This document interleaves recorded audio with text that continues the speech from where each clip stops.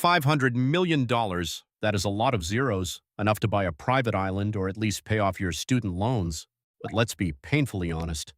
Right now, you're probably not building an empire, you're just trying to survive until Friday. You wake up, go to work, come home, stare at a glowing rectangle until your eyes hurt, and then do it all over again. It feels like being stuck on an endless hamster wheel, doesn't it? Running incredibly fast, but absolutely getting nowhere in life. But what if I told you there is an actual proven blueprint to break out of this soul-crushing cycle? Enter Natalie Dawson, an entrepreneur who didn't just dream about a better life, she aggressively engineered one from scratch. In just a few years, she transformed herself and built a staggering $500 million business empire. And the craziest part? She didn't do it by winning the lottery or having a rich uncle. She did it by rewiring her brain. She followed 7 brutal, uncompromising principles that most people are simply too comfortable to even attempt. Today, we are going to dissect the Natalie Dawson blueprint. We'll look at exactly how the top 1% actually operate. But a fair warning, this isn't your typical think positive and get rich garbage. This is about calculation and sacrifice. The gap between where you are sitting right now and the dream life you secretly want is filled with uncomfortable choices. If you are truly ready to stop making excuses and start building your own empire, you must master the very first step. It starts in the quiet space of your own mind. Before you can build a massive business, you have to build the vision, which brings us to principle number 1, the true power of a meticulously crafted vision board. Let's dive in. When most people hear vision board, they roll their eyes. They picture cutting out pictures of Lamborghinis and waiting for the universe to magically deliver. You know the drill. You glue a picture of a mansion on a piece of cardboard, stare at it for 5 minutes, and then go back to sleep. Spoiler alert, the universe doesn't care about your cardboard collage. A vision board without relentless execution is just an arts and crafts project for adults. But Natalie treated her vision board differently. For her, it wasn't a wish list to Santa Claus. It was a strict architectural blueprint for her future. Her board had exact dates, precise revenue targets, and specific milestones. She wasn't just dreaming, she was programming her brain's reticular activating system. By constantly visualizing these specific targets, your brain literally starts filtering the world differently, actively seeking out opportunities that align with those exact visual cues. But seeing the goal is only half the battle. To actually reach it, you have to undergo a fundamental identity shift. This is principle number 2.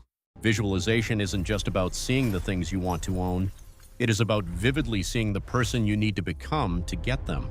You cannot achieve a $500 million net worth while maintaining the daily habits and identity of a broke, unmotivated employee. Natalie didn't wait until she was successful to start acting like a CEO. She started making decisions as the person she intended to be. If her future self was highly disciplined, she had to be disciplined today. You have to borrow the confidence of your future self. Imagine stepping into a massive pair of shoes. At first, they feel ridiculously huge, you look silly, and you feel like a total imposter. But over time, as you force yourself to walk in them every single day, your feet grow. Your reality eventually stretches to fit your new identity. It creates cognitive dissonance. Your brain hates the gap between who you act like and your current reality, so it forces you to level up. So you have the vision and you have the identity, but hope is not a strategy. Next, we have to do the brutal math. Welcome to principle number 3, reverse engineering the math. Dreams are cute, but math is undefeated. Let's look at the numbers. Say your goal is $1 million. To the average mind, $1 million is an abstract, impossible mountain. It causes instant paralysis. But Natalie didn't look at the mountain. She took out a sharp blade and aggressively sliced that massive number into tiny, daily actionable targets. $1 million a year is roughly $2,740 a day. Suddenly, it's not a fantasy, it's a daily quota. And let's be crystal clear, you're never going to save your way to millions by skipping your daily $5 iced coffee. It's a revenue problem. Which seamlessly leads us to principle number 4, the law of value creation. This is where the middle class gets completely stuck. Society taught you to trade your hours for dollars. You punch a clock, you sit at a desk, and you get a tiny coin in return. But time is a finite resource. If you only get paid for the hours you physically work, your income has a hard, unbreakable ceiling. Wealthy people like Natalie don't trade time. They build leverage. They create systems, products, or teams that generate value 24/7. Here is the brutal truth of capitalism. You are compensated in direct proportion to the complexity of the problems you solve. If you solve a common, simple problem that anyone can do, you get a common, tiny paycheck. You are easily replaceable. But if you solve massive, complex, high-stakes problems for businesses or society, the market will aggressively throw money at you. You have to shift your focus from how many hours did I work to how much measurable value did I inject into the market. Must start engineering a machine that works for you rather than just being a replaceable cog in someone else's machine. But building that machine, becoming that highly valuable person, it requires a terrifying amount of principle number 5, the sacrifice. Welcome to principle 5. Let me shatter a very comfortable illusion right now, the absolute myth of work-life balance. Society sells you the sweet dream that you can build a massive empire while still binge-watching shows and partying every weekend. Natalie knew that was a lie. If you want extraordinary results, you must accept an extraordinary season of brutal unbalance. When she was building the foundation of her empire, the scale was completely tipped. There was absolutely no balance. There was only ruthless, obsessive focus on the vision. You cannot have it all, at least not all at once in the beginning. The average person tries to loosely juggle a dozen different priorities, inevitably dropping all of them and achieving mediocrity across the board. Natalie brutally cut out the distractions. She sacrificed her weekends, her comfort, and her short-term pleasures to build the machine. It is painful, it is exhausting. But this is the uncompromising entry fee for the top 1%. You either pay it or you stay average. You simply cannot logically expect to achieve what the 1% have if you are acting exactly like the 99%. You have to swim violently against the current of normal human behavior because normal is broke, normal is stuck. And yes, it gets incredibly lonely. When you start sacrificing your free time to build, people will call you crazy. They will say you've changed. Which brings us directly to principle number 6, ruthless selectivity. If you are going to be lonely, you must curate who gets access to you. You've heard it before. You are the average of the 5 people you spend time with. It is a mathematical certainty of human nature. If you hang out with 5 people who complain and make excuses, congratulations, you are inevitably going to be the 6th. Kick them out. Natalie had to audit her environment and aggressively cut out dead weight. You have to protect your mindset and your circle like a fortress, but nature abhors a vacuum. Once you ruthlessly kick out the negative influences, you must actively hunt for the winners. You need to intentionally put yourself in rooms where you are the absolute poorest, dumbest person there.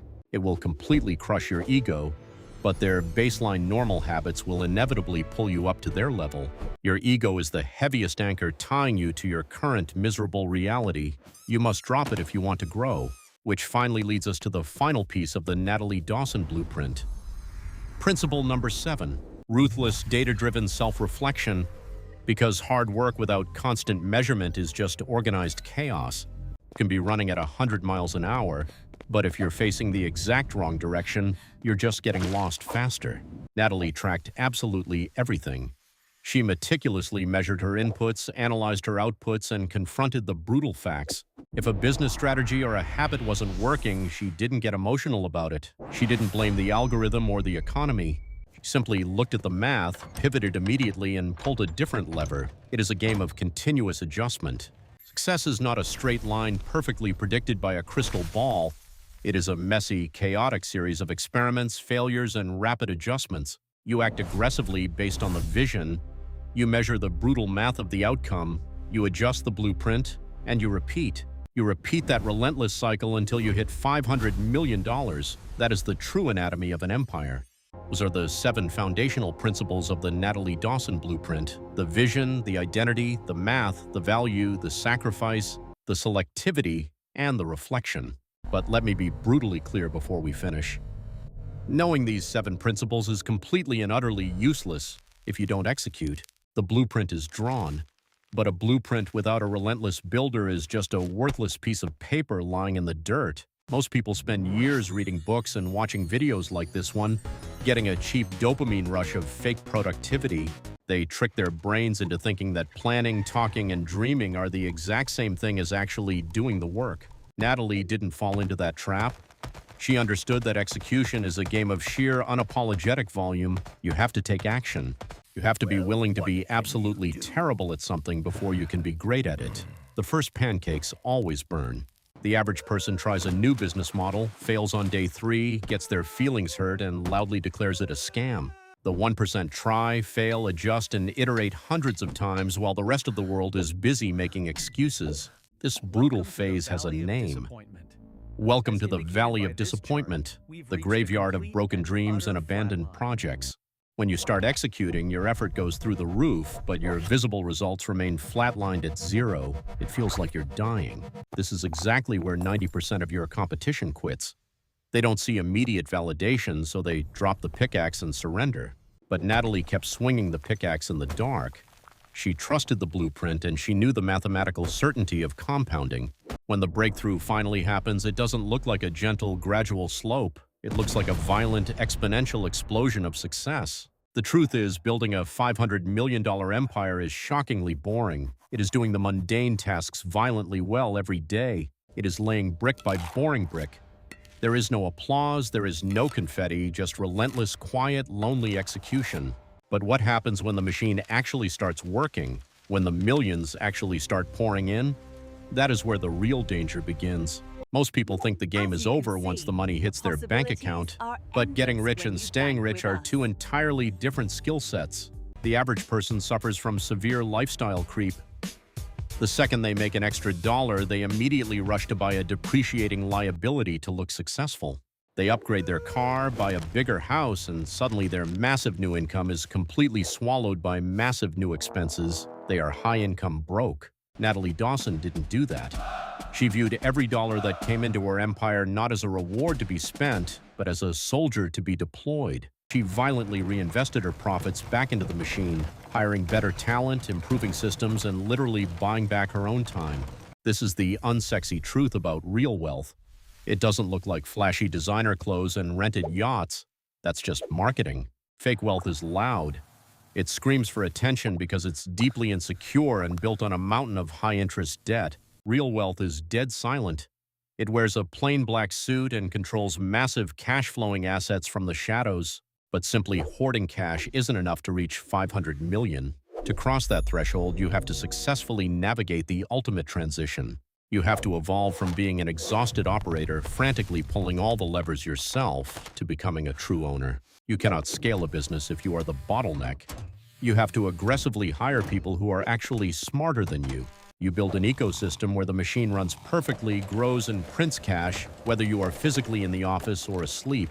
Because at a certain scale, motivation becomes entirely irrelevant. You cannot run an empire on sheer willpower and hustle.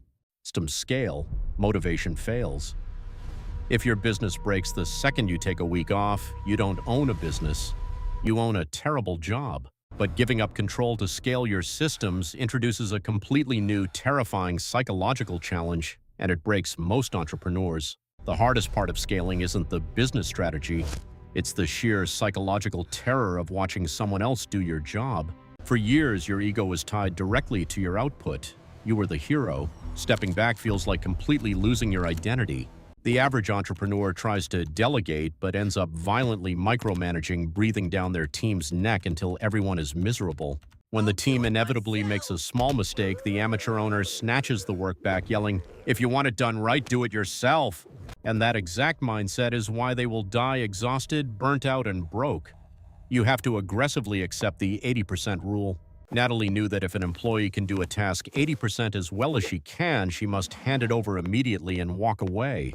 Will they make mistakes? Absolutely. Will they drop the ball and cost you money? Yes, it is mathematically guaranteed. But an amateur gets angry at the person. A master like Natalie gets angry at the system that allowed the mistake to happen. Instead of taking the job back, she upgrades the training. She builds better guardrails. She fixes the machine, not the cog. Because here is the brutal scaling math. 5 people operating at 80% capacity equals 400% of your maximum output. You have to completely trade your perfect, stressful 100% for an imperfect, highly scalable 400%. But be warned, this scaling phase is famously known as the messy middle. It is a chaotic, terrifying period where everything breaks. Literally feels like you are trying to build an airplane while you are already in a terrifying free fall. Fires are absolutely everywhere. But as the owner, your job is no longer to panic and fight the small fires yourself. Your only job is to provide the water and point. If you survive the messy middle without taking the hammer back, you finally reach the promised land. But what actually awaits you there? When you finally step through those gates, you realize the ultimate prize of building a massive empire isn't actually the money itself. The ultimate prize is absolute, uncompromised control over your time. It is the freedom to wake up and do exactly what you want. Most average people think the goal is to make millions so they can sit on a beach sipping margaritas for the rest of their lives. But if you are wired to build an empire, sitting completely still is pure psychological torture. You will get incredibly bored within a week. Builders build. When Natalie bought back her time, she didn't retire. She just started playing a much bigger game on a global scale. Because once the machine runs perfectly without you, you graduate. You transition from being a business owner to being an active investor.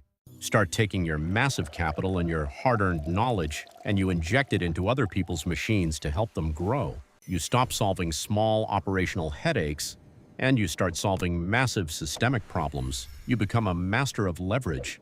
This is the profound moment where the blueprint permanently shifts.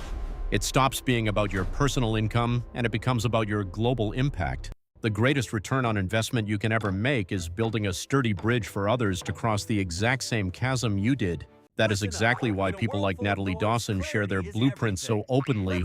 It is definitely not for the YouTube views. It's because teaching others how to escape the hamster wheel and build their own empires is the ultimate form of high-level leverage. It creates a massive ripple effect of economic empowerment. When one person breaks free, they lift up their entire family and community. So, as we reach the end of this blueprint, you have to look in the mirror and ask yourself a brutally honest question. Are you going to keep running on that endless hamster wheel until you die, or are you going to start building your machine today? The choice is entirely yours. But remember, indecision is also a choice. It's choosing the hamster wheel by default. You can close this video, go back to sleep, and wake up tomorrow to the exact same predictable, frustrating life. Or you can grab a wrench, accept the brutal unbalance, and start systematically engineering your escape today. Build the vision, shift your identity, do the reverse math, create massive value, brace the sacrifice, curate your circle, and reflect relentlessly on the data. It will not happen overnight. It might take a decade of quiet, boring, unsexy execution. But I promise you, your future self is begging you to start laying those bricks today. Natalie Dawson built a $500 million empire from scratch using this exact blueprint. Principles are proven. The math is undefeated. The only variable left in the equation is you.